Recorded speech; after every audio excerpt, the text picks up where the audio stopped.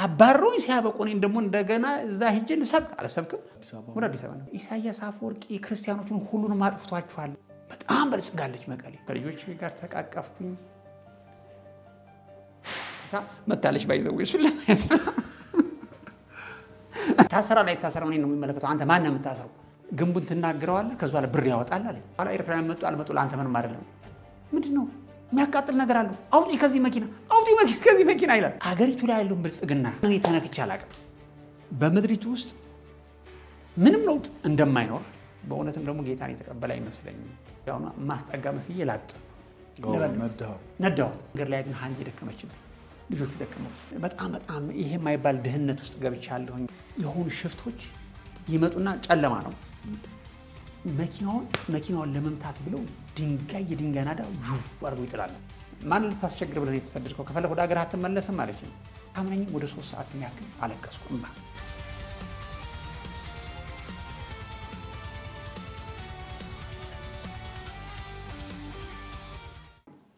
አንዳንድ ጊዜ እግዚአብሔር አባት አገር የሚመርጥልህ እሱ ነው።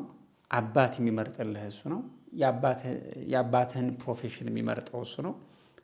እና እግዚአብሔር በእውነት ከእናትህ ሆድ ገና ከመረጠህ አንዳንድ ጊዜ በአባቶቻችን አልፎ የሚያረጋቸው ነገሮች በዓላማ ነው የሚያረጋቸው ብዬ አስባለሁኝ። እና ሕፃን እያለሁኝ ፋዘር እኔን ፊልድ ይዞ መውጣት አንዳንድ ጊዜ ከእሱ ጋር ከአንተ ጋር ሄዳለሁ እላለሁ እና ይዞኝ ይሄዳል። ወደ አሰብ ይዞኝ ይሄዳል። የኛ የሀገራችን ድንበር ይሄ ነው ይሉኛል፣ ያሳዩኛል። በቃ ይሄ ነው ምናምን ይነግሩሃል። ከዚ በኋላ ባለማጣ በኩል ደግሞ ይዞኝ ይሄዳሉ። በትግራይ በምናምን በተለይ ጎንደር አሁን ፋዘር ይዞኝ ይሄዳል እና በቃ እነዛን መንገዶች አያቸዋለሁ። አሁን እነዛን መንገዶች እግዚአብሔር ሲያሳየኝ የነበረው እንግዲህ ዙሮ እነዚህን በእነዚህ መንገዶች እንግዲህ ወንጌል እንድሰብክ አስቦ ነበር ነው። ትንሽ እያለሁ የማውቃቸው መንገዶች ናቸው አብዛኛዎቹ። ስላደኩኝ 1 ወር ሕፃን እያለሁ ነው የመጣሁት። ከዛ ወደ ኤርትራ ከሄድኩም በኋላ እግዚአብሔር አይ ስራህን ጨርሰሃል ከማለቱ ድንበሩ ሲከፈት ስንጸልይ ነበርና ቀደም ብዬ አንድ እህት አለች፣ ደህና ስሟን አልጠቅስም፣ የምስራች ላጣብቀኝ የሚል ትራክት አሳተሙ። ይታይ ኤርትራ አማርኛ መነገር ኃጢአት በሆነበት ዘመን አንተ የምስራች ላጣብቀኝ የሚል ትራክት የምስራች ላጣብቀኝ የሚል ትራክት አሳትሜ አስቀመጥኩ። ሳስቀምጥ ሳቁብኝ። ምን ነው ስላቸው እንዴ አሁን የኢትዮጵያና የኤርትራ ሁኔታ ተፈቶ አንተ ወደ ኢትዮጵያ ሄጄ ወንጌል ሰብካለሁ ብለህ ታስባለህ አለችኝ አንዷ እህቴ፣ አሁን አሜሪካን ያለችው። ሳቀች። ማለት በጌታ እህቴ ማለት ነው። እና እኔ ከዛ በኋላ እንዳለ ትራክቶቹን በዛን ጊዜ እንግዲህ ያው የቸርች መዘጋ ሲኖር ሁሉንም ደበቅናቸው። ለስንት ዓመት ሙሉ ተደብቀው ስቶር ተደርገው እነዛ መጽሐፍቶች ተቀመጡ። አንዳንድ ማቴሪያልም ነበሩኝና ስታስበው ሞኝነት ነው የሚመስለኝ። አሁን በኋላ በተለይ ድንበሩ ከተከፈተ በኋላ ሀብትሽ በእውነት የዛን ጊዜ እንደዛ ብለህ ስትናገር እኮ ምንድን ነው እያደረገ ያለው ይሄ ልጅ? አርሙልኝ እስኪ የአማርኛው ስህተት ካለበት ብዬ አሳርሜ ጥርት ባለ አማርኛ ነበር ያን የምስራች ላጣብቀኝ ያዘጋጁት። ሌላም ደግሞ ፍቅር ይዞት የሚለውን አላር በትግርኛ አዘጋጅተን ምናምን ዝም ብዬ እጠብቃለሁ። የወንጌል ዘመን ይመጣልኛል አንድ ቀን ወንጌል ሰብካለሁ በሚል እና ያው ይሄ የሁለቱም መስማማት ድንበር ሲሆን ከዛ በፊት እግዚአብሔር ደግሞ ለዚህ ቀን ይቀጥረኝ ስለነበር ብዙ ጊዜ በህልሜ ምን ያለሁኝ ዝም ብዬ ወደ ኢትዮጵያ ጎንደር ምናምን ዝም ብሎ ይደጋገምብኛል። ከዛ ላይ ይሄ ነገር ምንድን ነው እንዴ ሀኒዬ? እነሱ ኢትዮጵያን አባረውኝ እንደገና ወደ ኢትዮጵያ ሄጄ ወንጌል ሰብክ? በኢየሱስ እንደዚህ አይነት ይሄ ከሰይጣን የሆነ መልእክት ነው ለምትል የተዘራብኝ ጥላቻ አለ፣ ገብቷል? የሆነ ነገር አለና አባረውኝ ሲያበቁ እኔን ደግሞ እንደገና እዛ ሄጄ ልሰብክ አልሰብክም? ከፈለገ ለምን እግዚአብሔር ወደ አረብ ሀገር አይልከኝም ብዬ ጌታ ከፈለገ ወደ አረብ ሀገር ላከኝ ብዬ ስጸልይ እሱ የሚያሳየኝ ወደ ደቡብ ነው፣ ወደዚህ ነው። አንድ ጊዜ ጎንደር ያሳየኛል፣ አንድ ጊዜ ባህር ዳር አውቃቸዋለሁ። ደግሞ በተለይ ባህር ዳር የጋይንት ምናምን የሚባል መስመር ያለማጣ መስመር አውቀዋለሁ፣ የአሰብ መስመር አውቀዋለሁ። ምንድን ነው ይሄ ነገር? ደግሞ እየነዳሁ አንዳንድ ትልቅ መኪና ጭኜ ሲሄድ ምናምን አያለሁኝ። ብቻ ያሙኔም ግን እኔ እንኳ እንደዛ ባልሆንም ግን በአንድ በኩል ደግሞ ትራክት አዘጋጃለሁ። ማረገውን ነገር አላቅም እኔ እንዴት እንደማደርገው አላቅም። ግን እግዚአብሔር ቀነ ቀጠሮ ነበረው። ይሄ ኤርትራና ኢትዮጵያ ነገር ሲፈታ ወዲያውኑ ብዙ ኤርትራውያን ሀብታም እንደዚህ ድንበር ሊከፈት ነው ሰምተሃል ምናምን ሲሉኝ፣ አዎ እና ይሄ ከተከፈተ እንግዲህ ንግድ እንጀምራለን ብር አዋተን ምናምን ሲሉኝ፣ ምንድነው እኔ ደግሞ ያለው ሌላ ነገር ነው።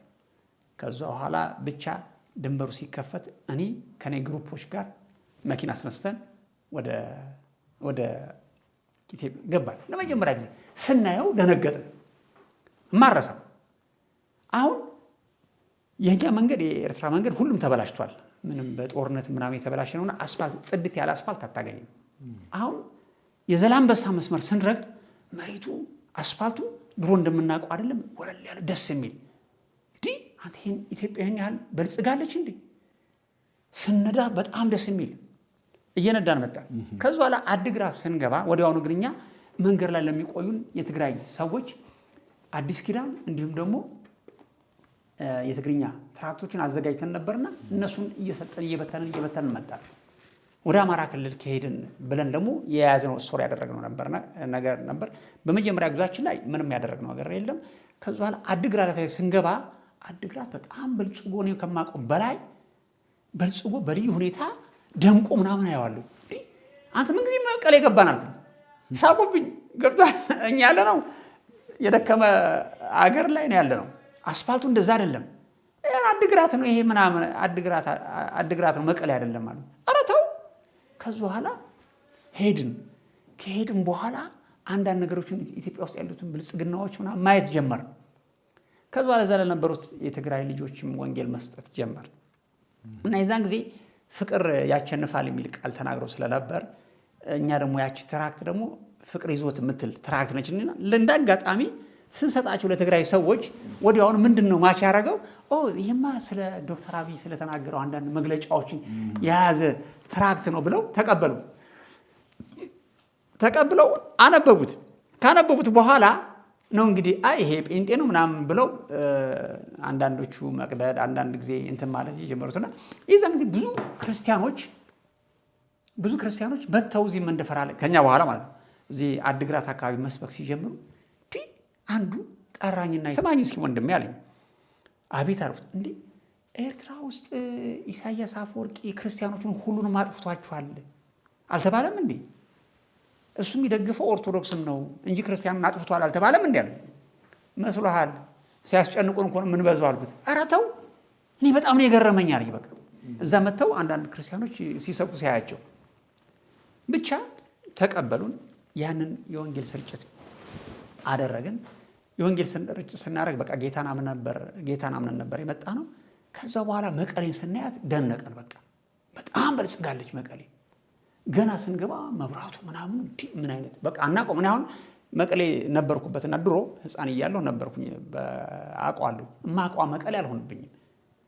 እንዲህ ፓሪስ የገባን መሰለ። ለምንድን እኛ ያለ ነው ነግሬሃለሁ ቀደም ብዬና ከዛ በኋላ አንድ ጓደኛዬ እንዲህ ሀብታም አለኝ። እነዚህ ኢትዮጵያውያን እኮ ከነዓን ውስጥ ገብተዋል ያሉት አለኝ። ምንድነው ከነዓን ውስጥ የገቡ ስለው ማርና ወተት የሚፈልቅበት መሬት እኮ ነው የሆነው ኢትዮጵያ። እንዴት እለዋለሁ። እዛ ላይ ግንቡን ሄደህ ግንቡን ትናገረዋለህ፣ ከዛ ላይ ብር ያወጣል አለኝ። ምን ትናገራለህ? እባክህን እብደት አታውራ እና ላሳይ ከፈለክ እዚህ ግንቡን ተናግረውት ብር ሲያወጣ ይቻለሁኝ አለኝ። ይህን ነገር ማየት አለብኝ ብዬ ወንድም ሞባይልን አውጥቼ ካሜራዬን ገትሬ ገብቷል። ደግሞ ልጅየው ሲሪየስ ነው ሲናገር ካሜራዬን ገትሬ ለማየት ምንድን ነው የሚያደርጉት ብዬ ለካ ንግድ ባንክ ላይ ቆመው ጠቅጠቅ አድርገው ኤቲኤም ነው ተናግረውት ላጥ አድርጎ ብር ያወጣል። እኔ ገርሞኝ አየሁኝና ከሷላ እኛ ተገርመን በማየታችን ራሱ የትግራይ ሰዎች ገርሞናል። እኛ ባላገር ሆነናል፣ የለንም ኋላ ቀረን። እዛ እንደዚህ አይነት ነገር የለም እና ገርሞኝ ለሚስቴም ሳይቀር ከግንብ እኮ ነው ብር የሚወጣው ከነዓንና ማርና ወተት የፈለቀበት አገር እኮ ነው ብዬ ሚስቴ ነገርኳት። ቪዲዮን ቀርጬ አሳየኋት። እንዴት ያወጡታል ትለኛል። ጠቃር የሆነ ነገር ያወጡታል። ከዛ ላይ አንዱን ኢንተርቪው ያደረኩት እንዴት ነው ይሄ ነገር እንዴት ይወጣል? አሁን ብናገረው ይወጣል ምናምን አለ። ኤቲኤም ካለ ይወጣል ምንድን ነው ምናምን ስለው ከዛ ትጭነዋለህ ምናምን እንግዲህ ይገርማል የብልጽግና እና በቃ ማብራሪያ ሰጠኝ። ያን በቪዲዮ ይዤ ለሃንዬ ይዤላት ሄድኩኝ። እሷም ለማየት በጣም ጓጉታ መታለች። ባይዘው እሱን ለማየት እና ገብቶሃል ወደኋላ እንዴት እንደቀረን ይታይ። እንግዲህ ለእናንተ አሁን ምንም አይደለም። እናንተ ብርሃን ላይ ያላችሁ፣ እንዳውም ከዚህ የበለጠ ሌላ ቴክኖሎጂ ነው የምትጠብቁ ያላችሁ። አገሪቱ ላይ ያለውን ብልጽግና ስመለከት ስለ ምድር አለቀሱ። አዛው ጌታ ምን በድለን ነው እኛን ወደኋላ ያስቀረህ? አለቀስኩ ከልቤ። እንደዛ ቀን እኔ ተነክቼ አላውቅም። ከዛ በኋላ አንዳንድ ኤርትራውያን የትግራይ ልጆች ተቀበሉን። ኤርትራውያን ወንድሞቻችን ናቸው። መቼስ ችግሩ ያለው ከመሪዎቹ ጋር እንጂ ህዝቡ ችግር እንደሌለበት አውቃለሁ። ተቀብሎ አስተናገደን። ካስተናገደን በኋላ እኛ ቤት ታድራላችሁ ብለው ከኤርትራ የመጡ ወንድሞቻችን ነው ብሎ እስከነ መኪናችን ቤት ውስጥ አስገቡን። ካስገቡን በኋላ የትግራይ ልጆች በቃ የወንጌል ሰዎች መሆናችን ሲያዩ ቅናታችን ምናምናችን ሲያዩ ደስ አላቸው። መቼስ መንገድ ነው ደግሞ የወንድ የሆነ ሀብታም የሚባል ጓደኛዬ ነው ያገናኘኝ። እንዴት እንዳገኛቸው አላውቅም፣ ግን ብቻ ጌታ ቤት ያዘጋጃል። ሆቴል ልንተኛ ያሰብነው እና አንዳንድ ማስጠንቀቂያዎች ሌብነት አለ ተጠንቀቁ ምናምን አሉ። ብዙ በዛን ጊዜ ብዙ የተበላ ክርስቲያኑ ነበር፣ ኤርትራዊ ነበር። ዝም ብሎ በድንገት ሲመጣ ያንን ትተን ግን ወዲያውኑ ወደ ኋላ መለስ ብዬ ጌታ ሆይ ምን በድለን ነው በቃ ታየኝ አገሪቱ እንኳ እንደው ምናምን ብዬ ማልቀስ ጀመረው። ከዛ በኋላ የእህቶች ነበሩ፣ ከተለያየ ቤተክርስቲያን የመጡ እህቶች ነበሩና የዲቦራ ህብረት የሚባሉ ትግራይ ውስጥ ያሉ ጸላዮች ናቸው። እነዚህ እህቶች በሚሰበሰቡበት ጊዜ እነሱ ከኛ ጋር ለመጸለይ በሚመጡበት ጊዜ እኔ አልቻልኩም። ታውቃለህ ዳኒ፣ በእንባ ታጠብኩ። በቃ ይቅር በሉ፣ ታውቃለህ ይቅር በሉ። እኛን ወደ ኋላ የመለሰን እኛ በትዕቢት እናንተን መስደባችን አጋሚ ምናምን እያለ የሚያዋርድ መንፈስ ገብቷል እና እባካችሁን ይቅር በሉን በቃ እንግዲህ ብዬ እነሱ እስከሚደነግጡ ድረስ አታምነኝም፣ ወደ 3 ሰዓት የሚያክል አለቀስኩ። እንባ በቃ ወንድሞች ምን ያህል ልቤን እንደተጎዳ እንግዲህ ይታይ። አለቀስኩ እና አልቅሼ ሰው መሆንም አይመስላቸው ነበር። ከዚ በኋላ እያንዳንዳችሁ እንዳትሄዱ አልኳቸው። እግራቸውን አጥቤ ሙልጭ አድርጌ ካጠብኩ በኋላ ይህንን የታጠቡበትን የእግራቸውን እጣቢ በሃይላንድ ዋና ምትሉት ውሃ ሞላሁት። እንዳትደፉት አልኳቸው። እዛ ካሁን በኋላ በኤርትራና በኢትዮጵያ መካከል ጦርነት እንዳይሄድ እግዚአብሔር ይህ ውሃ የኪዳን ውሃ ይሁን ብዬ ድንበሩ ላይ ደፋዋለሁ፣ ይዘነው እንሄዳለን አልኳቸው። እሺ ብሎ ሃይላንድ ላይ ሞሉት፣ ይዘነው ሄድን። ከሄድን በኋላ እግዚአብሔር ሆይ ብዬ ድንበሩ ላይ ደፋሁት። ግን ለምን እንደሆነ አላቅም። ያው እንግዲህ እኔ የሚገባኝን ነገር አድርጌያለሁኝ። አንዱ ብቻ መፍትሄ ለምድሪቱ መፍትሄ ስለምፈልግ ይሄ ይሆን ወይ የምትለው ነገር የምትፈትሸው ብዙ ነገሮች አሉና አረኩ። ኢትዮጵያንን ይቅርታ ጠየቁ። ኢትዮጵያን ነበሩ ብቻ ነበሩ። ኢትዮጵያንም ትግራይንም ወክለው ስለ ነገስታቶቻችን ንስሐ ገብተን ስለ ህዝብ በቃ እግዚአብሔር ምሕረት እንዲያደርግ ብዬ አለቀሱ። በቃ ከዛም በኋላ ሰላም የሚሆን መስሎ ነበር የታየኝ። የሀገሪቱ ሁኔታ የሚለወጥ ነበር የመሰለኝ፣ ግን አልሆነም። የሆነውን ነገር ታየዋለህ። መጨረሻ ላይ ሄድን፣ ተመለስን። ከዛ በኋላ ለሁለተኛ ጊዜ መጣሁኝ። ለሁለተኛ ጊዜ ስመጣ ወዲያውኑ ከሚስቴ ጋር መጣን። እግዚአብሔር ይባርካቸው። በመኪና የሚተባበሩ ምናምንም አሉና እንደዚህ የሚሽን ስራ እንደምሰራ የሚያውቁ ወገኖች ከኔ ጋር ጎኔ ናቸውና መኪና ራሴ ድራይቭ እያረኩኝ ለሁለተኛ ጊዜ መጣን። ስንመጣ ቀጥ ብለን ትራክቶችን እየበተንን ወደ ትግራይ አካባቢ ትራክቶችን እየበተንን አላማጣ ገባን። አላማጣ ስንገባ አንድ ሙሉ ወንጌል ቤተክርስቲያን ሞላ የሚባል ወንድማችን እዛ አገኘና በጣም በልዩ ሁኔታ ተቀበለን። ሙሉ ወንጌል ቤተክርስቲያን የዛን ጊዜ ይሰራ ነበር፣ አሳየን። ከዛ በኋላ እየጸለይልን እያለ መልእክት ተናገረኝ። እግዚአብሔር እዚህ ምድር ውስጥ እንደሚፈልገኝ አይነት ነገር መልእክት ተናገረኝ። አረቱ አልኩት። አዎ ሄደን ኢትዮጵያ ካለማጣ ተሻግረን ከዛ በኋላ ደግሞ የድፍረት እኮ ይታይ መንገዱን አውቀዋለሁ። ድሮ እንደማውቀው አይደለም መንገዱ። ከዛ በኋላ እያደረግን ደሴ መጣን። ደሴ ያደግኩበትን ሀገር አየሁኝ። እዚያ ከኔ ጋር ያደጉት አብዛኞቹ ሞተዋል። ብቻ ወንጌል እየሰበክን ፓስተሮችን ምናምን አገኘሁኝ። አንዳንዶች ረሱኝ ብለን ሙሉን እስከ ባህር ዳር እስከ አዲስ አበባ ድረስ ያው ድራይቭ እያደረኩ መጣሁ። ስመጣ ለመጀመሪያ ጊዜ ነው የምመጣው። ብዙ አደጋም ሊገጥመኝ ይችላል፣ ግን እግዚአብሔር ከኔ ጋር ስለነበረ ብቻ የሀንዬ ቤተሰቦች ደግሞ እዚህ ነው ያሉት። አድጌት ተወልዳ ያደገችው እዚህ ነው እና እዚህ ስንመጣ በጣም ነው የደነገጡት። እንዴት ብትል ክራውዱን ችሎት ምኑን ችሎት ይሄ ሰውዬ እኛ ሀገር ላይ አሁን በተለይ መኪና ስትነዳ በቀኝ በኩል አትነዳም። እዚህ ሀገር በቀኝ በኩል ላጥ ብለህ ትነዳለህ እና መጀመሪያ ስላነዳዱ ትንሽ ቸገር ነበር። እኔ አልተስም ከዛ አንዳንዶች በጎን በኩል ጥሰው ሲሄዱ ሳያቸው እንዴ ጣሳል ማለት ነው ብዬ ለመርኩ። ወዲያውኑ አዳፕት አድርጌ መንዳት ጀምሬ ከዛ በኋላ መጣን። እህቷ አስቴር ጋር አላወቁም መኪና ይዘን ምን ብለን ማፕስ የምትባል በኦፍላይን የምትሰራ ወዲያውኑ ቴክኖሎጂን ተማርኩትና ዳውንሎድ አድርጌ ተምሬያለሁ። አንድ ወንድሟ ነው ያሳየኝ። እንደዚህ የሚባል አፕሊኬሽን አለ መንገድ የሚያሳያል፣ በሱ እነዳለሁ።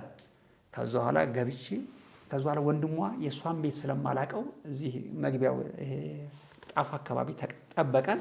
ከገባን በኋላ ይዞን እና ሀንዬ ቤተሰብ ውስጥ ስንገባ ደነገጡ። ከየት ነው የመጣችሁ? ከሰማይ ይታይ እንግዲህ ስንት ዓመት ተለያይቶ የነበሩ ወንድምና እህት ነው። በቃ ብቻ ደስ የሚል ቸበረቻቻ ሆነ። ከዛ በኋላ ለነገታው መኪናን አንስቼ ወደ መርካቶም ወደ ምናምን እሄዳለሁ ስትል ኧረ በጌታ ኧረ አትችለውም ትጋጫለህ ምን ትላለህ አሉኝ። ጌታ ያለ ተይ እባክሽን ብዬ መጣሁኝ። አዲስ አበባን ደግሞ ወንጌል መስበክ አለብኝ ብዬ ወንድም መጥቼ ላገኘሁት የዛን ጊዜ መኪናዋን የኤርትራ ታርጋ ያላትን ሲያዩ የአዲስ አበባ ሕዝብ ደግሞ ባንዲራ ደግሞ አላት የኤርትራ ባንዲራ ነው ሲል በጣም አቁሞ ሰላም ይሉኛል። እኔም ደግሞ እሷ ጋር አንድ ሰላምታ አንድ ትራክ እንዴማ ጥሩ ገቢ አይደለም እንዴ ብዬ ወንድም እንደዛማ ደስ የሚላችሁ እኮ የኤርትራ ባንዲራ እንደምን ፈልጌ የኤርትራ ባንዲራ አውቄ ያረኩባት ለምን እንዲመጡልኝ። ከዛ በኋላ የነበረው ፍቅር እንትን መቼስ አይተዋል። በዛ አድርጌ ወንድም መስቀል አደባባይ አይቀረኝ ምን አይቀረኝ ውሎዬ አዲስ አበባ ሆነ። ብዙ ትራክት በተንኩኝ። ከዛ በኋላ ያንን ጨርሰን ያው ተመለስን። ወዴት ተመለስን? ወደ አስመራ ተመለስን። ለልጆቻችን የሚያስፈልገውን ነገር ይዘን ሄድን። አንድ ወር ሙሉ ደግሞ ያው ቤተሰቦቻችን የሚይዝሉን ሰዎች ነበሩ። ያው እንዳልኩ ደግሞ ያው አገሪቱ ከናን ውስጥ እንደገባች ሀንዬም ያንን ጉዳይ አየችው። ከግንብ እንዴት ብር እንደሚያወጡ እሱንም አየች። በቃ ገርማት ተደስታ ብቻ ተመለስን። ከዛ በኋላ ናፍቆት ገባብናል። የኢትዮጵያ ምናምን የሚለው ጌታ ሆይ ምናምን። ከዛ በኋላ አላረፍኩም ወንድም እሷን አድርሼ እንደገና ደግሞ ወንጌል ሰብካለሁ ብዬ መጣሁ። አሁን ያሁኑ ወንጌል ግን እንዴት ነው ያሰብኩት? በትግራይ አድርጌ ቀጥ ብዬ ወደ አማራ ክልል መግባት፣ በጎንደር አድርጌ አዲስ አበባ መሄድ ነው። በሽር አድርገሃል የሚሄደው መንገድ ላይ በእንደሱ ነው የሚሄደው ብዬ መኪናዬን ነዳጅ ሞልቼ ምናምን ተነሳሁ። ከተነሳሁ በኋላ በእርግጥ ከኔ ጋር እኮ አንድ ወንድም ተነስቶ ነበር እንዳጋጣሚ። እሱ እነዳለሁኝ ትራክት ይሰጥልኛል፣ ትራክት ይሰጥልኛል። በጣም ምርጥ ትራክቶችን ለትግራይ ሕዝብ እየሰጠን ከመቀሌ ደግሞ ወደ በሽር አድርገን ተነሳን። ሽሬ ላይ ወንጌል እየሰበክን ስንሰጥ እንዳጋጣሚ ትራክት ስንበትን አንዳንድ የትግራይ ልጆች እነዚህ ኤርትራውያን መጤ ሃይማኖት በሀገራችን እያስፋፉ ነው ምናምን ብሎ አንዱ መኪና እየበረረ እኔ ሊቀድመኛል። ከዛ ለመንገድ ዘጋብኝ። ከዛ በኋላ በቃ ከኔ ጋር ጦርነት ሊከፍት ፈለገ። ምንድን ነው የጫንከው እዚህ ውስጥ አለኝ። ምን እጭናለሁ? በቃ ጦርነት ተፈጠረ። እዚህ ሀገረ ሰላም ከሚባለው መሬት በፊት ማለት ነው። ከዛ በኋላ አቁም አሉኝ። ሌላውም ሰው መጣ። ወዲያውኑ አንድ ፖሊስ የትግራይ ፖሊስ መጣ። እየበተኑ ነው ተብሎ ተነግሮታል። ወረቀቱ ተሰብስቦ ይነበብ ስለምንድን ነው ጉዳዩ ተብሎ ከዛ በኋላ ፖሊሶቹ ደግሞ ታውቃቸዋለህ፣ የትግራይ ፖሊሶች በጣም እንትን ያላቸው ናቸው። አንብበው ግጥም አድርገው አንብበውታል። ይዘቱን አይተውታል። ከዛ በኋላ ከመጡ በኋላ ከኋላ መጣ ፖሊሱ ከኋላ መጣ። እስር ቤት ይዘነው እንሂድ። እኔ እዚህ እስር ቤት አረንቋ ውስጥ ነው የምንከትም ምናምን። ከዛ በኋላ አላወቀም። እኔ ያለ አይደል እንዴ ይሄን አይደለም ሌላ እስር ማቃለሁ እና ለኔ ኦኬ እስር ቤት ምን እንሂድ አልኩት። ከዛ በኋላ ፖሊስ መጣና እሺ አንዴ ተረጋጉ ምናምን አላቸው። ምንድን ነው የምትላለህ አንተ ሰው እያለው እስር ቤት ይዘነው እንሂድ። ከዛ በኋላ ላጥ አደረገና ይሲ አለው ፖሊስ ነኝ እኔ ዞር በል ከዚህ አለው። ቶሎ እኔ ይታሰራል አይታሰርም እኔን ነው የሚመለከተው። አንተ ማን ነው የምታስረው? ያኛው ፖሊስ አይደለም። የሃይማኖት ቅናት ያላቸው ሰዎች ናቸው። ተከታትለው በመኪና መንገድን የዘጉብኝ ገብቷል። እነሱም የሀጆች ናቸው እንደኔ ይበራሉ። እና ተሰብስበው መጥተው ከታክሲም ወርደው ከምናምን ጋር ጦርነት ተከፍቷል። ከዛ በኋላ ፖሊስ ገላጋይ መጣ ማለት ነው። ከዛ በኋላ ሲናገር ሰማቸው። ወደ አላጥ አረገና የትግራይ ልጅ እንትን ነው ዩሲ እኔ ፖሊስ ነኝ አላቸው። ጉዳዩን ደርሰንበታል፣ ወደኛ ተውት፣ ሂዱ እናንተ። ይታሰራል አይታሰርም አንተ በምትናገረው አይደለም። ምን ወንጀል ሰርቶ ነው የሚታሰረው? ይሄን ምናምን እኛ ዞር በል እኔ ጉዳዩን የምከታተል ዞር በል ከዚህ ያለውና ከዛ በኋላ ሄደ። ከሄዱ በኋላ ስማኝ ነው ወንድም አለኝ። አቤት አልኩት። እኔ ጽሁፉን አንብቤዋለሁኝ፣ ሁሉንም ይዘነዋል። ግን ከሀገራችን ካለው ሁኔታ አንጻር ይህን ነገር ስለሚቃወሙ አንተ እንግዳ ነህ፣ አንተን አሁን እኛን ወስደን ብናስረህ ከኤርትራውያን ወንድሞቻችን ጋር መጋጨት አንፈልግም። ስለዚህ አሁን አንተ ጠንቀቅ በል። በቃ ስትበትን ራሱ ምክር ሰጠኝ። በእነሱ ፊት አትበትን።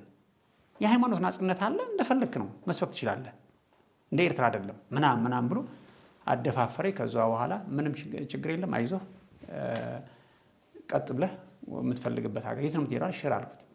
በቃ እግዚአብሔር ካንተ ጋር ይሁን ሂድ ብሎ ሰዎቹን አይናቸው እያየ ባርኮ ለቀቀኝ።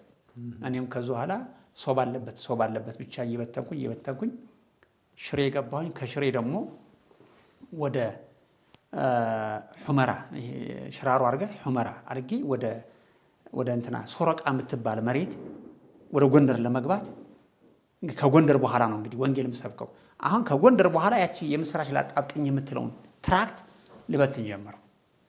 ወዲያውኑ ጎንደር ውስጥ ሶረቃ የምትባለው የትግራይና ጎንደር ድንበር ነው። አሁን እዛ አካባቢ ያሉት ደግሞ ትግርኛም ይችላሉ፣ አማርኛ የተቀላቀሉ ህዝቦች ናቸው።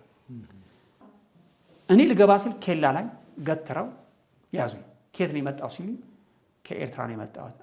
ሻዕቢያ ወያኔ በኤርትራ ታርጋ አድርጎ ሊገባ ፈልጓል ወደ ጎንደር፣ ስለዚህ አትገባም አሉ። ትግርኛ ስናገር ሰምቶኛል።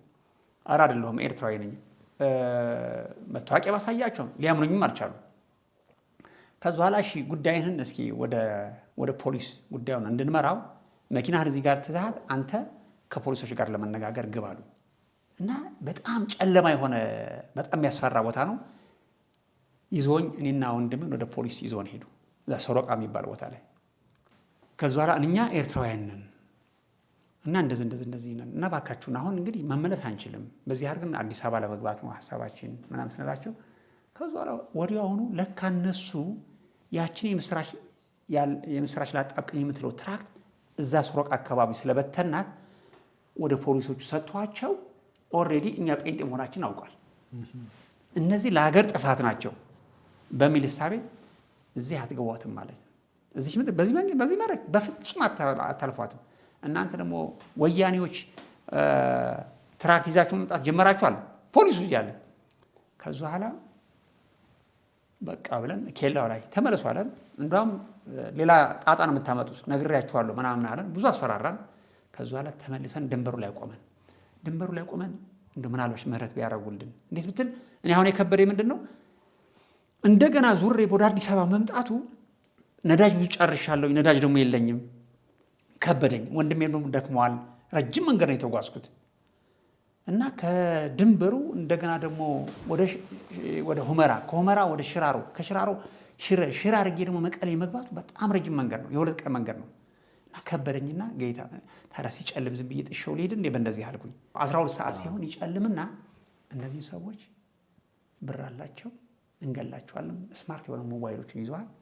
ስለዚህ ከገደልናቸው በኋላ ንብረታቸውን ሁሉ እንወስዷል፣ ምን አባታቸው ያመጣሉ ተብሎ ተመካክረው ሚሽን ተሰጣቸው እዛ ቦታ ላይ።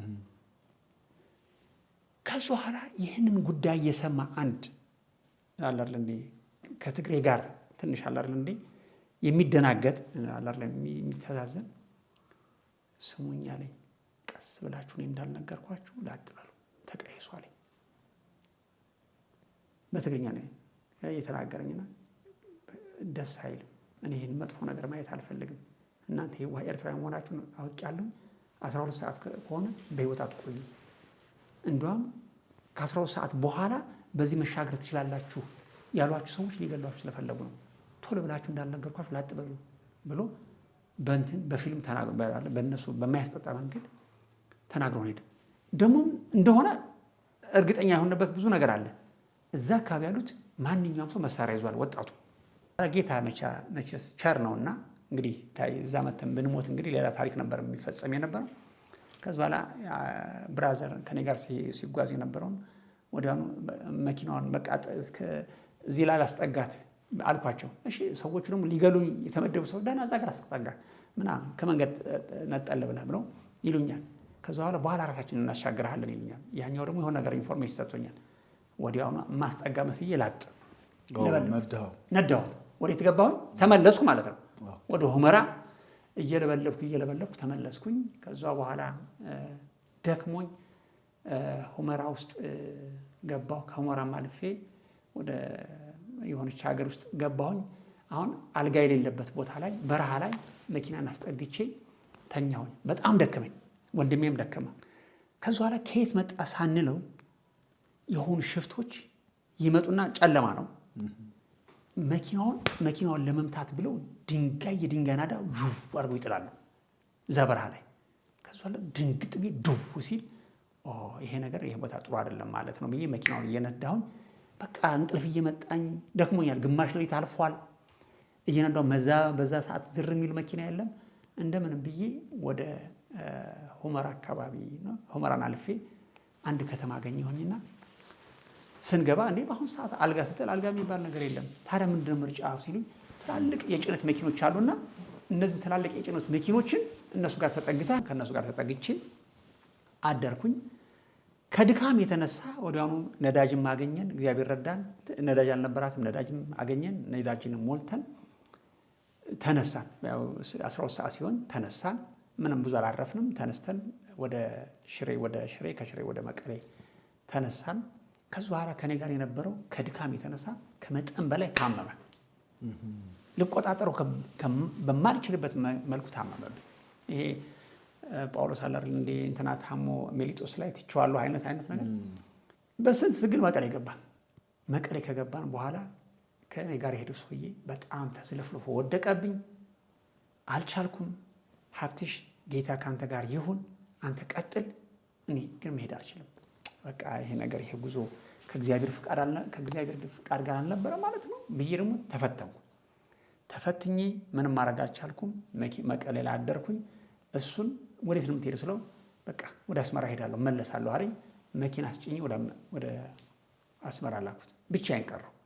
አሁን ብቻዬን ከቀረሁ ደግሞ ማን ነው አሁን በአንድ በኩል መኪና እየነዳሁ በአንድ በኩል ደግሞ ትራክት ሊበትንልኝ የሚችል ማን ነው ብዬ ብቻ አሰብኩኝ። ግን እስኪ የአፋር መንገድን አላውቀውም፣ በአፋር መንገድ መሄድ አለብኝ ብዬ አሰብኩኝ። ያው የወንጌልን ስራ ለመስራት ብዬ በአፋር መንገድ በኩል ሄድኩኝ።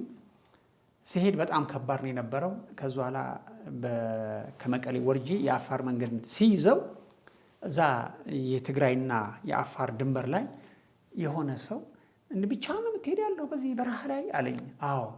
እና መንገዱን መኪና ጤነኛ ነው፣ ነዳጅ አለው፣ ከተበላሽ ሰው አታገኝ ምናምን አለኝ። ለካ 400 አካባቢ ኪሎ ሜትር ነው፣ ረጅም ነው። እኔ አላወቅሁትም።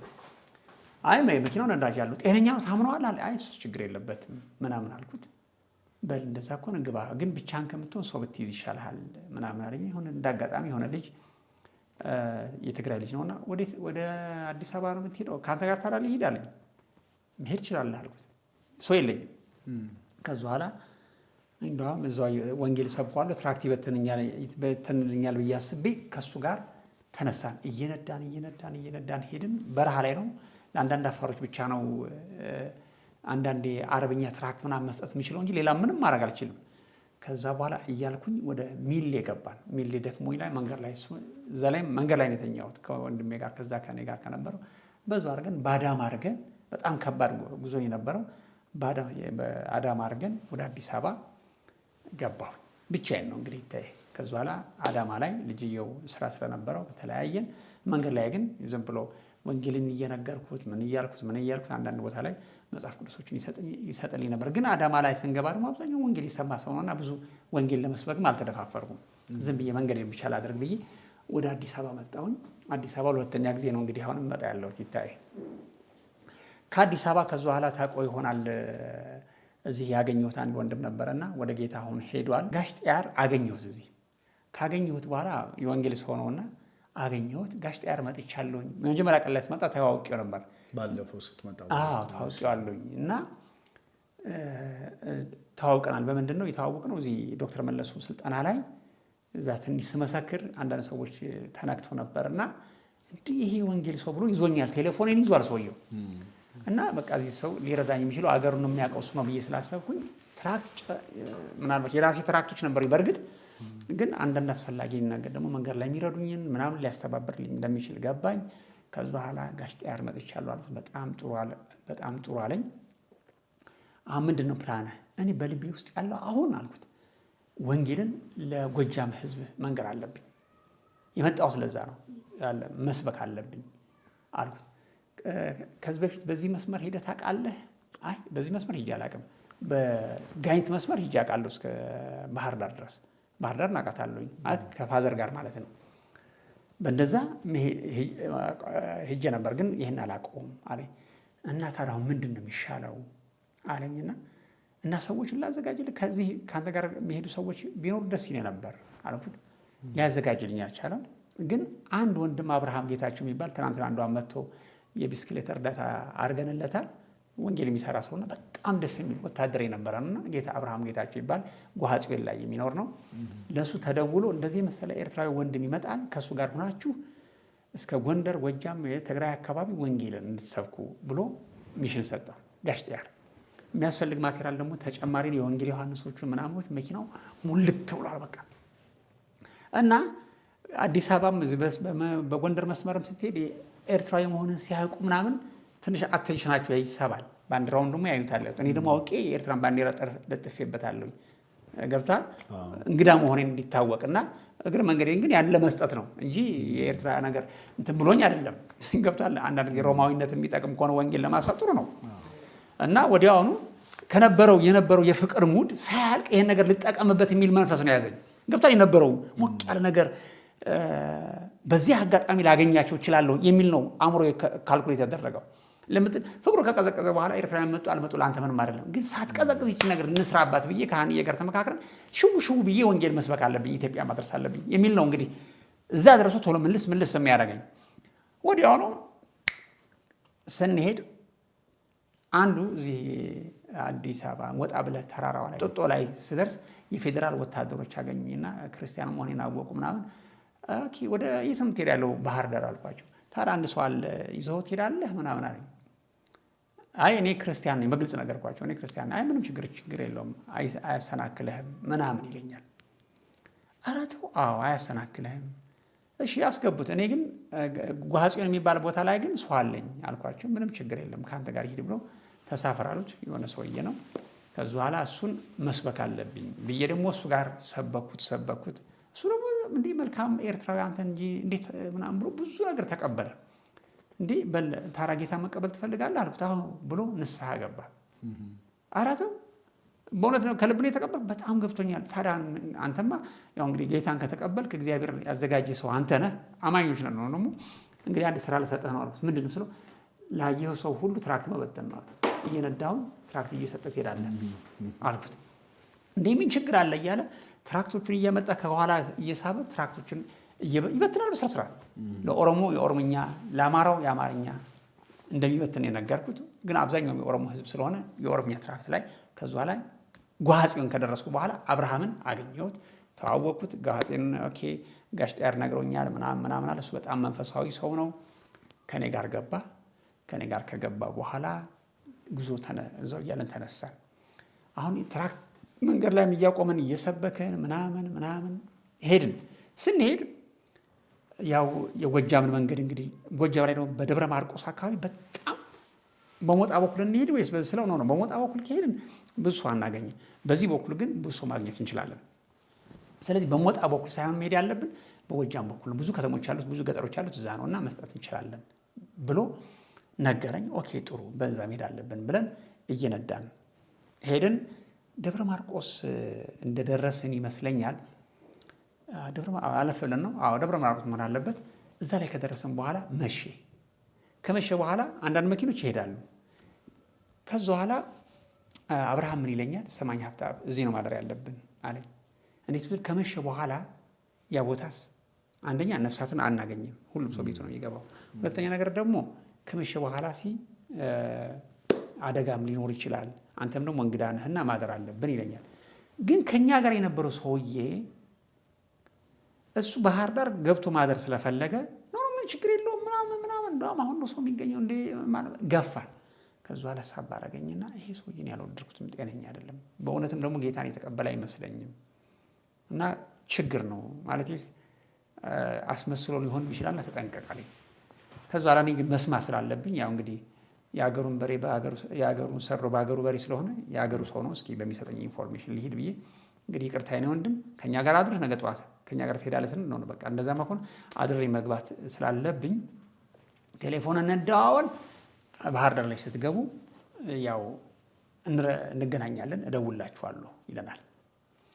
እሺ ተባብለን እዛው አደርን። እሱ ሄዶ አድሮ ባህር ዳር ገባ። ከዛ በኋላ ለነገ ጠዋቱ ይደውልናል፣ በጣም ይደውላል። የት ደረሳችሁ እያለ ይደውልናል። እኛም ደግሞ ከተማዋን ገጠሩን ወንጌል እየሰበከን ሄድን እስከ መርሃዊ የምትባል ሀገር አካባቢ ያው አልፈን ባህር ዳር ገባን። አሁን እዛ መንገድ ላይ ለነበሩ ሰዎች በተለይ መርሃዊ የምትባለው አገር ላይ ገበያ ላይ ነው ወንጌልን የሰበክነው። ገበያ ላይ ወንጌል በምንሰብክበት ጊዜ ሰው እነዚህ ኤርትራውያን ወንድሞቻችን ምናምን በሚል በጥሩ መንፈስ ነው የተቀበሉ። ግን ረጅም መንገድ ነው። ከሰጠናቸው በኋላ አንዱ ምን አለኝ፣ ስማኝ እዚህ ቦታ ላይ እኮ እንደው ጌታ ረድቶ ነው እንጂ ወንጌልን የሰበከው እዚህ መርሃዊ እኮ ከዚህ በፊት እኮ ክርስቲያኖች እንደዚህ የተገደሉበት ቦታ ነው፣ እንዴት አንተን ተቀበሉ አለ። ካለፍኩት በኋላ ነው ብቻ ጌታ ረድቶን የነበረውን ሞቅታ ያለውን ፍቅር እነሱ በዛ ግምት ነው ትራክቶቻችን የሚቀበሉት ያሉት። በገፍ ነው በቃ ትራክት የሰጠነው። ያልሰጠንበት ከተማ የለም። ሁሉም ሰው አይቃወመንም፣ ይቀበላል። ብዙ ነው የያዛችሁት። በጣም ቢያንስ ብቻ በዚህ መስመር በዛን ጊዜ ከ35,000 ትራክት በላይ ነው። 35,000 በዛን ጊዜ ብቻ የተበተነው በትነናል። ብቻ ሰውም ደግሞ ይቀበለዋል። የምስራች ላጣብቀኝህ እያለ የሚያነበው ከዛ በኋላ ኮሜንት ይሄ ቴሌፎንም እንደውም ትራክቱ እኮ አንሶን ገና ከመነሳቴ በፊት እንደገና መቀሌ አሳትሜዋለሁ። የነበረውን ጨርሼ እንዳልጨርስ ብዬ ስጋ ስለነበረኝ ይዤ የነበረውን ጨርሼ ነው እንግዲህ ሁለተኛውን ትራክት የራሴን የኢትዮጵያን አድራሻ ወይም ደግሞ እዚህ ሀገር የሚኖሩ ክርስቲያን አድራሻ አድርጌላቸው በጣም በዛ ትራክቶች ብዙ ሰዎች ናቸው ጌታ ነው የተቀበሉት። ከዛ በኋላ ከኔ ጋር ሲሄድ የነበረው አብርሃም እኔ ይህን አይነት ሲስተም መኪና እየተጓዝክ ትራክት መበተን እኔ ከዚህ በፊት አይቼው አላውቅም። ጥሩ ስልት ነው። እኔ መማር ያለብን ነገር ነው። ሰው ለተለያየ እንግድነት ፊልድ በሚወጣበት ጊዜ አውቶቡስ ላይ ሆኖ እንኳን ትራክት መስጠት ይችላል። በዚህ ትራክትን ማን ሄድናል የምታውቀው ነገር የለህም እየተባባል ሄድን።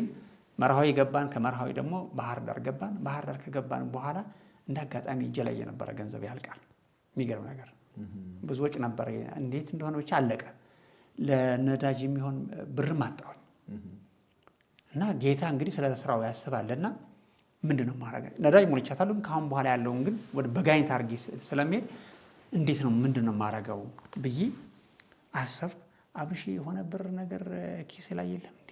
የለኝም ሀብትሽ ያለኝና ታዲያ ምንድነው የምናረገው ብለን ዝም ብለን እየጸለይን እንደዚህ ብለን እየጸለይን እያለን የሆኑ ሰዎች መጡና ኮኮኮ አደረጉ። የት ነው የምትሄዱ ሲሉን፣ አይ እኛ ወደ ወልዲያ ነው የምንሄደው።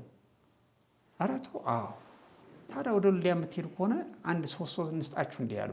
ገብቷል ለካ እንትን የሚያደርጉ ናቸው። ምንድነው የምትሰጠኝ ስለው፣ አይ 1,000 ብር ይከፍላሉ ከዛ በኋላ ለእናንተም ባዷችሁን ከምትሄዱ ምናምን። እኔ ደግሞ እኛ ወንጌል እየሰበክን ነው የምንሄደው፣ መጽሐፍ ቅዱስ እያደልን ነው የምንሄደው፣ በኋላ ኦፈንድ ሊሆኑ ይችላሉ ምናምን። ምንም ችግር የለም እነግራችኋለን ይሉናል። ኦኬ እንግዲያውስ አስገቧቸው። እኛ 3,000 ብራችን ተቀበልን ማለት ነው። ጌታ ረዳን። በዛም እርዳታ ነው። ከዛ በኋላ ሄድን።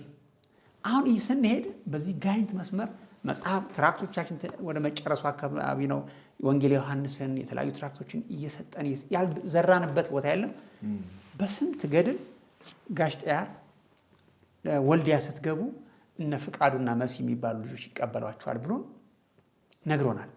ፍቃዱና መሲ አሁን አዲስ አበባ ላይ ያሉት የሚገርም ነገር እነዚህ ወንድሞች እና እዚህ አዲስ አበባ ላይ ያሉ አሁን ያላቃቸውም እየነዳሁ በጨለማ እንዳጋጣሚ መሽቶብናል። የጋይንትን ጉዞ ተጉዘን ከኛ ጋር የነበሩት ሰዎች ደግሞ የሃይማኖት ስለ ወንጌል እየተከራከርን እሱም ደግሞ አብርሃም ደግሞ ይከራከራቸዋል፣ ያሳያቸዋል። እነሱንም ካተረፈን ትልቅ ነገር ነው። ብቻ እዛ የነበረው ህዝብ ግን በቃ ይሻሟል። እኛ የምንሰጠውን ወረቀት ለሻይ እኮ አንድ ቦታ ላይ ቁጭ ብለን ስንበትን ምንም ነገር አይቃወምም። ጥሩ አጋጣሚ ሆኖልን እየሰበከን በጣም መሽቶ እያለ ወደ በኢትዮጵያ አቆጣጠር ወደ 3 ሰዓት አካባቢ 4 ሰዓት አካባቢ ገባል ወልዲያ። መንገዱ ደግሞ ይጠረቅ ስለነበረ የዛን ጊዜ ወደ ፍቃዱና መሲ ደወል። እዚህ ኮንዶሚኒየም አካባቢ ወልዲያ ነው። እኔ በጣም በህይወት የማረሳው ልዩ የሆነ ፍቅር ያየሁት በእነዛ ወንድሞች ነው። በጣም ነው ልቤን የተነካሁት። ከዛ በኋላ ከመጣን በኋላ የት ነው ያላችሁት ብሎ ወደዚህ ታጠፉ፣ ወደዚህ ታጥፋችሁ ነው እንደዚህ አድርጉ ብሎ እየመሩን ብቻ መጣን። ከመጣን በኋላ መኪናችንን አንድ ቦታ ላይ እንድትቀመጥ ካደረጉ በኋላ ይዘው ነው ወደ ቤት ገቡ። ይታይ ሚሽነሪ ሆነው እዛ ቦታ ላይ የመጡ ናቸው። ማረሳው እግራችንን አጥበው ምን ብለው ጸልየውልን እግዚአብሔርን ባርከው በቃ መኝታችንን አዘጋጅተው እኔ እንደዚህ አይነት አቀባበል ማለት በቃ ልዩ የሆነ አቀባበል በህይወቴ ማረሳው። ምን አፈቃችሁ በአንዳንድ ጊዜ ደውላችሁ ኧረ እባካችሁ እኔ እኮ አረሳውም እቤት ለምን አትመጡም ብዬ እናገራችኋለሁ። ምናልባት እነሱም ይሄን ነገር ያዩት ይሆናል። ተቀብለውን ጸልየውልን ወዲያውኑ ከነሱ ጋር አድረን ለነገታው ባላማት አድርገን በመሆን በሚባለው መሬት አድርገን ወደ መቀሌ ገባን። መቀሌ ላይ የተፈጸመውን አንድ የሚያስደንቅ ታሪክ ልንገርህ። መቀሌ ላይ ከገባን በኋላ ትንሽ መኪናዋ ትንሽ ዝቅ ያለች ነችና ድንጋይ ይመታታል እና ይሁን ድምፅ ስትቀይር ወደ አስመራ ከመሄደ በፊት ወዲያውኑ መኪናዋን ቸክ ማድረግ አለብኝ የሚል ነገር ቸክ ለማድረግ ብዬ ሄድልሃለሁ። ከዛ በኋላ አንድ ንጋቱ ገራጅ የሚባል አለና በጠቆሚ ክርስቲያን ወንድማችን ነው እሱ ላይ ውሰዳት ይሉኛል። የት ነው ንጋቱ ብዬ በአክሱም ሆቴል አድርገን እንመጣለን። አንድ የሆነ ሰውዬ የንጋቱን ገራጅ ታውቀዋለህ አልነው። አውቀዋለሁ፣ በዚህ አድርጋችሁ እንደዚህ ብላችሁ ሂዱ ይለናል። እኛ ስለማናውቀው እባክህን መኪናው ላይ ግባል ነው። ከዛ በኋላ ላሳያችሁ አለን። ግባል ነው። ገባ። ከገባ በኋላ ልጅየው ምንድን ነው የሚያቃጥል ነገር አለው፣ አውጪ ከዚህ መኪና ይላል። አይዞ ስንለው የሆነ ነገር እንትን አለና ምንድን ነው ይሄ ነገር? ከዛ በኋላ መንፈሱም እንደሆነ ገባል። ከዛ በኋላ በቃ የእግዚአብሔር ፕሬዘንስ እዛ ቦታ ላይ ሊቆጣጠረው አልቻለም። ብቻ በስንት ንጋቱ ገራጅ ውስጥ ገባል። እኛ መኪናችን ልናሰራ የመጣ ነው ሰዎች እሱን ሌላ ስራ ተሰጠን ማለት ነው። ከዛ በኋላ ንጋቱ ተቀበለን። በአንድ በኩል ሰውዬ ይንፈራፈራል፣ መናፍሱ ተገልጦ እንትን ያደርጋል ያለው። ኧረ እባክህን እኛ መኪና ልናሰራ ነበር የመጣ ነው፣ ግን ይሄ ሰውዬ ታየዋለህ ያለው እንደዚህ ሆኗል። በቃ ነው አንጡ አለና መኪናውን አስገባን በኋላ ተሸክማችሁ አውርዱት አለ። ተሸክመን አውርደን ወደ ስቶር ውስጥ እዛ ያው መኪና ስፔር ፓርት ምናምን ባለበት እዛ በኢየሱስ ክርስቶስም እያልን መጸለይ ተጀመረ። በይበልጥ እንኳ እኔ መኪናውን እየሰራሁ አብርሃም ጋር ይሄ ሚሽን ያዘው ብዬ መኪናው ላይ ቃ ስለነበር አንዳንድ ፒክ አድርጌና የጠፋብኝ ጸለይንለት። ይሄ ሰውዬ ሙሉ በሙሉ ደሊቨርድ ይሆናል፣ ነፃ ወጣ። የሚገርም ነገር ይሄ አሁን ንጋቱ ወንድማችን አሁን ወደ ጌታ ሄዷል፣ ግን እዛ የነበሩ ሰዎች የሚያውቁት ነው። ወዲያውኑ ይሄ ሰውዬ ደሊቨር ከወጣ በኋላ ይሄ ሰውዬ ኮኔክት ካላደረግ ነው ከቤተክርስቲያን ጋር በሚል እንደገና አብርሃምና ንጋቱ ወንድማችን ወደ መቀሌ ሙሉ ወንጌል፣ አሁን የመቀሌ ሙሉ ወንጌል ታሪክ የሚያውቁት ነገር ነው። ይህን ሰውዬ ኮኔክት አደረግነው። እንዲከታተሉትም አንዳንድ ነገር ነበረ፣ እነሱ ፎሎ አፕ እንዲያደርጉት። ያው እኛ ሀጃሽ ምንሄድ ስለሆነ እሱ ጋር ኮኔክት አድርገን ሄድን። ከሄደን በኋላ ያው እሱን ኮኔክት አድርገን አበባ የምትባል እህታችን አለች በእንግድነት የምትቀበለን። እኔ ዛብሎን የሚባል ወንድማችን አለ መቀሌ ላይ። በዛን ጊዜ ትራክቶችን ቴሌፎን ሲቀበልን የነበረ ልጅ ነው። እሱ ሆነን አበባ የምትባለው በእንግድነት የተቀበለች በጣም ደስ የምትል እህት አለች አበባ የምትባል። ወደዛ ቤት ሄድን። እዛ ቤት ግብት እንዳልኩኝ በድንገት መርዶ እሰማለሁኝ፣ የሚያሳዝን መርዶ እና የሚያሳዝን መርዶ የሰማሁት ምንድን ነው? በድንገት የኤርትራና የኢትዮጵያ ድንበር ተዘግቷል የሚል ነው። መኪናው ምን ይሆን? እኔ ደግሞ እዚህ ነው ያለሁት። ከዛ በኋላ ጌታ ሆይ እኔ በቃ አበባ በስነግርህ እንዴት እንዳለቀስኩኝ ልነግርህ አልችልም። ነገር እንዳለ ገባኝ። ወዲያው ነው ገባኝ ድንበሩ ሲዘጋ። ይህን ሁላ ይቅርታ ጠይቀን ከአሁን በኋላ ሰላም ነው የሚሆነው፣ ቸብረቻቻ ነው የሚሆነው፣ እንደፈለግን ተንቀሳቅሰን ወንጌል እንሰብካለን እያል ጌታ ሆይ ምንድን ነው ብዬ የዛን ጊዜ ያለቀስኩት እልቅሶ ያ ይባላል። ልክ የዛን ጊዜ እንደ ዲቦራዎችን ይቅርታን ስጠይቅ ነበር። ከዛ በኋላ አበባ ራሷ አልቻለችም። እሷም ከኔ ጋር አለቀሰች። ከኔ ጋር የሚነበሩት አብርሃም አለቀሰ። ልቤ ድቅቅ ነው ያለው። ከዛ በኋላ ታዲያ ምንድን ነው የሚሻለኝ? ልቅር እዚህ እያለሁ ምርጫ ውስጥ ገባሁ። ከሀንዬ ጋር ተነጋገርን። ቴሌፎን ደውዬ ሀብትሽ እንግዲህ ምርጫህን አድርግ፣ ከፈለክ ቅር፣ ከፈለክ ና። ከዛ በኋላ ስንጠይቅ የገቡት መኪኖች መመለስ ትችላለህ፣ መውጣት ግን አትችልም ይሉኛል። መኪናህን ይዘህ ደግሞ መኪናዋ እዚህ ምንም አትሰራም፣ የአር ነች መኪናዋና ኤርትራ ታርጋ ነች። ታዲያ ምንድን ነው የማደርገው ሀንዬ አልኳት። እንግዲህ እሷም ጸለየች። ከዛ በኋላ ብቻ ልቤ ድቅቅ ብሎ ጸልየውልኝ አበባንም ዛብሎንም። ከዛ በኋላ ከኔ ጋር የነበረው አብርሃም ደግሞ በጣም ልቡ ድቅቅ አለ፣ ተጎዳ። እኔ በቃ አንተን እኔ ዘላንበሳ መድረስ አለብኝ አለኝ። ነው እንደና እስከ አድግራት ድረስ ከኔ ጋር ከሄድ ምንም ችግር የለም ብዬ አድግራት ላይ ደረስኩኝ። ከዛ በኋላ ትንሽ የፋይናንስ እንትን ነበረ፣ የፋይናንስ እጥረት ነበረና ያው ከዛም እንዲልኩልኝ በማድረግ የፋይናንሱን ችግር ፈታሁት። ወዲያውኑ መንገድ ላይ እንደ ችግር ገጥሞኛል ላኩልኝ ብዬ ላኩልኝ። ከምበደረውን ብቻ ተበድሬ ነው ብዬ ገንዘቡን ለነዳጅም ለምንም እንዳልቸገር ለምን ብትል እዛ አስመራ ላይ ከገባሁ ነዳጁን በቀላል እንደማላገኘው አውቃለሁ። በጣም ከባድ ነው። ከዛ ነዳጅ ሞልቼ ከዛ ለልጆቼ ደግሞ የሚያስፈልገውን አንዳንድ አስቤዛዎች በቃ እንደማልመለስ አስቤ ወደ ኤርትራ ልሄድ ነው። እንግዲህ የነበረው በውስጥ የነበረው ፓሽን ሊኮላሽ ነው። ከዛ በኋላ እስከ አድግራት ድረስ ይሄ አብርሃም የጓሃጽዮን ልጅ ሸኘኝ። ሲሸኘኝ በቃ ተቃቅፈን ተላቀስን። በቃ አይደል እንዴ እንደገና ሁለተኛ ማንገናኘው ምናምን የሚል አእምሮ ላይ የምትፈጥረው እሱ በጣም ልቡ ተሰብሮት በቃ መንቀሳቀስ አልቻለም።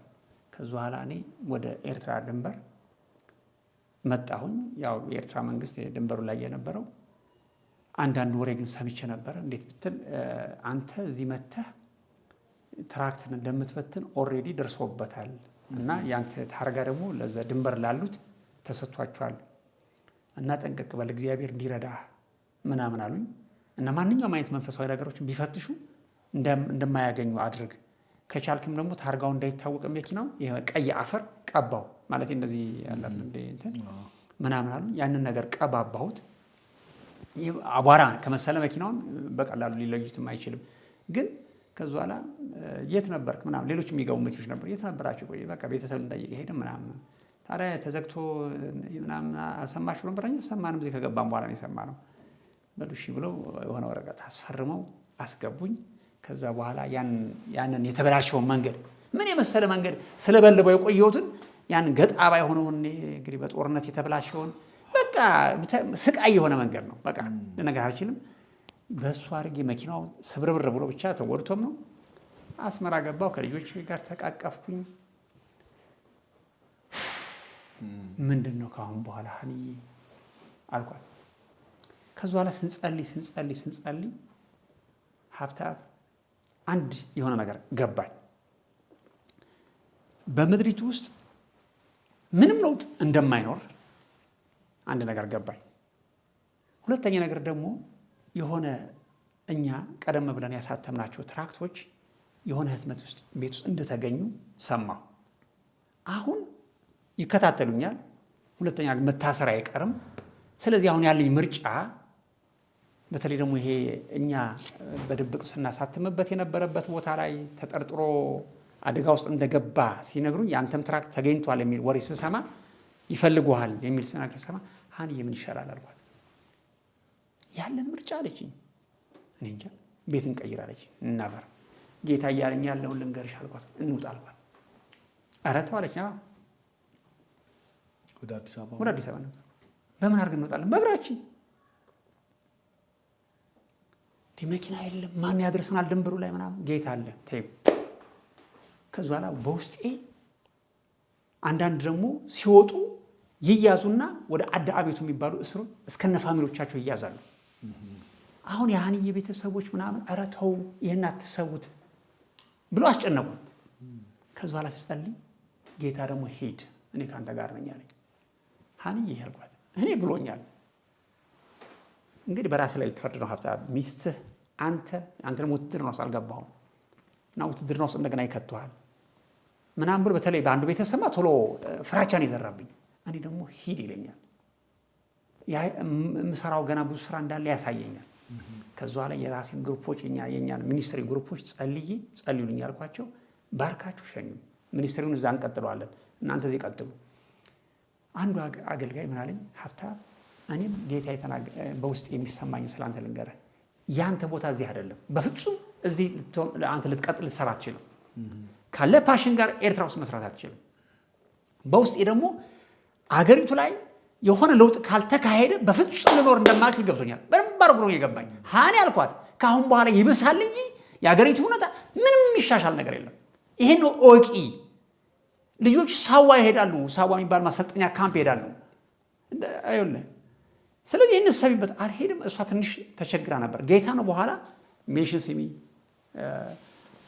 ሳራን ሚስትህን ስማ ሳይሆን ባልሽን ስሚ የሚል ድምፅ መጣ። ኦቂ ይሄ ነገር ይሄ አገዛዝ ካለ ድረስ ምንም ለውጥ የሚመጣልሽ ነገር አትጠብቂ።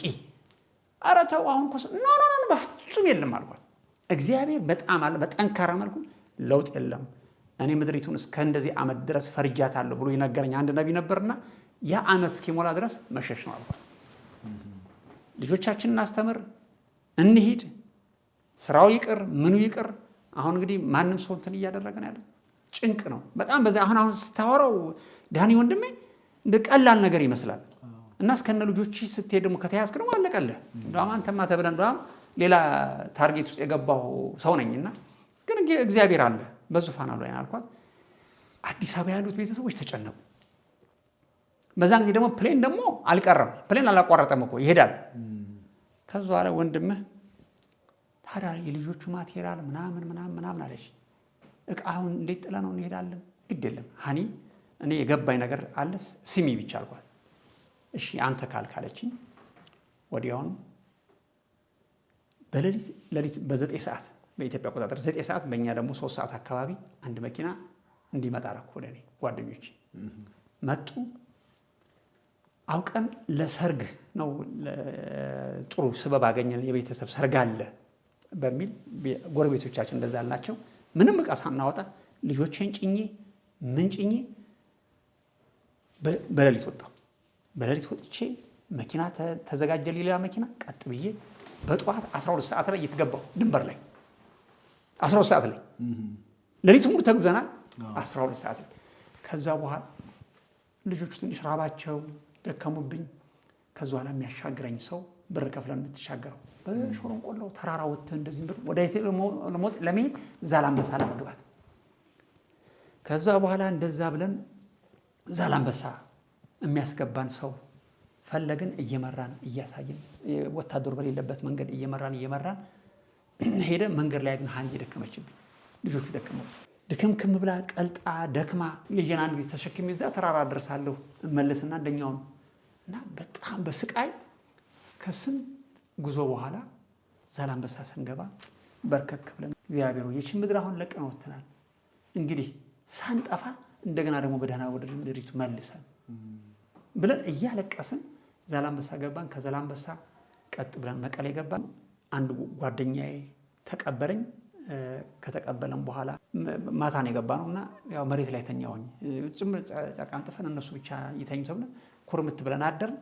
ከዛ በኋላ ሀብትሽ ምንድን ነው የምታደርጋቸው ልጆቹን አሁን የት ነው የምትሄዱ ሲለኝ ኧረ ይረፉ አውቶቡስ አናጣም ብዬ እዛው የትኬት ቆርጬ የኛ ባስ በሚባለው ቀጥ ብሎ እነሱን ወዴት አስገባሁኝ። እኔ መቀሌ ቀራሁኝ። ቤተሰቦችን እንዳለ ወዴት አስገባኋቸው? ወደ አዲስ አበባ አስገባኋቸው። የሃኒዬ ቤተሰቦች እንዳለ እዚህ ያሉ እዚህ ተወልዳ ነው ያደገችው። ተቀበሏቸው። እልላ ነው፣ ተአምር ነው። ከዛ በኋላ ሀብትሽ አሁን ምንድን ነው ሀሳብህ አለኝ። አሁን እኔ እመለሳለሁኝ አልኩት። ወዴት አለኝ። ወደ አስመራ። አብድሃል እንዴ? በቃ መመለስ አለብኝ። ምንድን ነው የምታደርገው?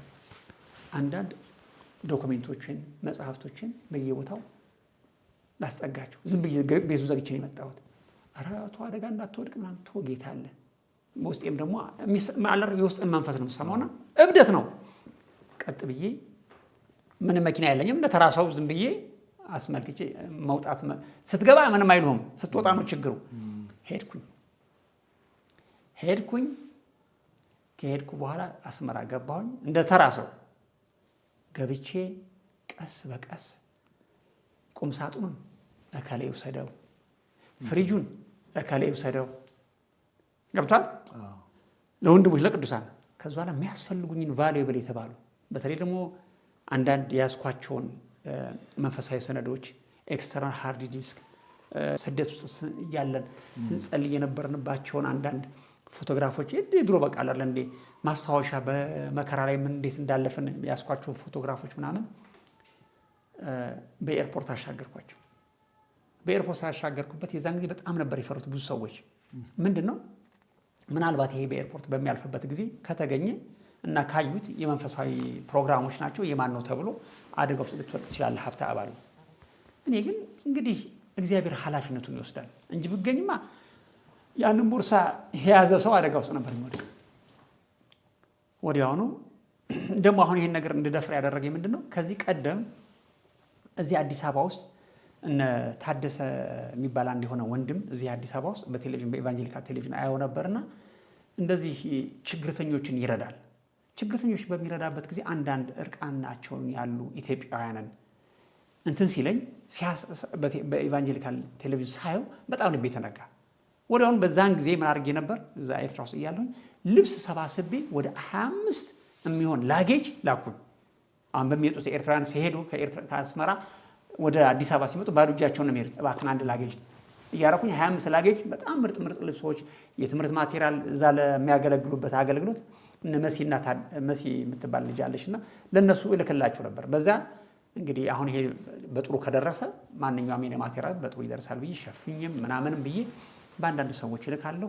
ሀኒዬ እዚህ ሆና ትቀበላለች ከወንድሟ ጋር እንደዚህ እያደረኩኝ የልጆች መጽሐፍቶች ምናምን መረጃውን ሰነዱ ምናምን ቀስ በቀስ ሳላስጠጣ መኪና ደግሞ አለች በእሷ እሸኛለሁ።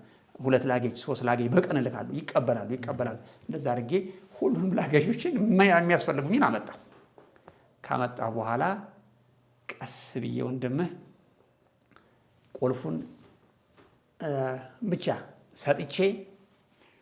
ሰጣጥቼ አጠገብ ያሉት ሰሙ እንዳይጠቁሙብኝ እንትን እንዳይሉብኝ እንዴ አሁናት በጣም እንዴ ምናምን ሲል አይ ሰርግ አለ። ሰርጉ መቼው እንዴ አይ ለአሁን ለ2 ወር ነው እንዴ ከአንድ ወር ብቻ የሆነ እንትን እየተናገርኩኝ ቀጥ ብዬ በመጣሁ ብቻዬን እንግዲህ አይከብደኝም።